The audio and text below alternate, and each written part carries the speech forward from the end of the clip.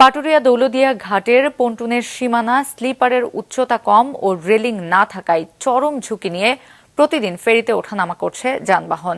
সম্প্রতি দৌলদিয়া ঘাটে বাস নদীতে পড়ে যাওয়ার পিছনে নানা অব্যবস্থাপনার পাশাপাশি পন্টুনের এই অবকাঠামোগত সমস্যাকেও দায়ী করেছেন যানবাহন চালক, যাত্রী ও এলাকাবাসী।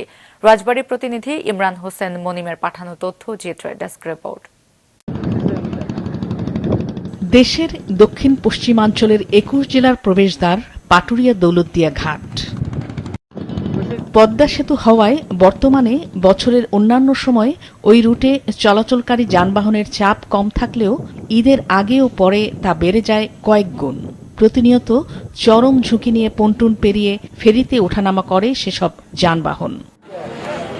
যানবাহন চালক ও যাত্রীদের অভিযোগ, পন্টুনগুলোর সীমানা হিসেবে মাত্র ৮ ইঞ্চি উচ্চতার লোহার স্লিপার বসানো, কোনো রেলিং নেই।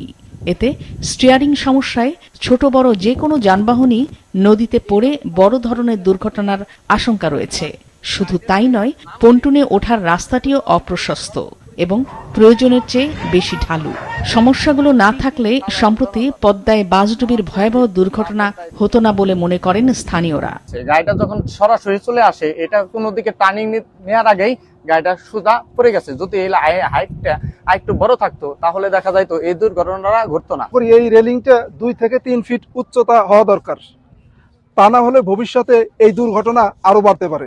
পল্টনের হাইটটা যদি আপনার 2 ফিট হয়, সেই ক্ষেত্রে গাড়ি কখনো হাওয়া কম থাকলে, যদি ব্রেকের ট্রাবল থাকে, তখন পল্টনে যায় গাড়িটা সরাসরি বডিটা লাগে যাবে, মানে গাড়িটা নদীতে পড়ার কোনো ভয় নাই। ফেরি উঠে যে ঢাল জায়গাটা, সে ঢাল একবারে ঢাল, ওই জায়গাটাতে গাড়িটা বের হবে, সেই পরিবেশটা ওই জায়গায় নাই। এই দায়ভারটা বিআইডব্লিউটি এর কর্তৃপক্ষরা এটা এড়াইতে পারে না। তাদের গাফিলতির কারণেই এই বড় ধরনের দুর্ঘটনা ঘটছে বলে আমি মনে করি।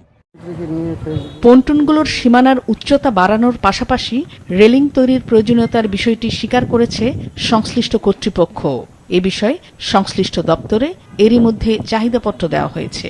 আমার মনে হয় যে পন্টুনগুলো যে নদীর সাইডে ব্যারিকেডের যে অবস্থা, এর চেয়ে একটু বেশি রাখা প্রয়োজন। দুর্ঘটনার জন্য না ঘটে আমরা রেলিং স্থাপন করব এবং ইতিমধ্যে আমরা আমাদের অফিসিয়াল কার্যক্রম আমরা নিয়েছি। আমরা রেলিং এর জন্য আমরা আমাদের যে রেলিং যে যারা তৈরি করবে সেই ডিপার্টমেন্টকে আমরা চাহিদা দিয়েছি।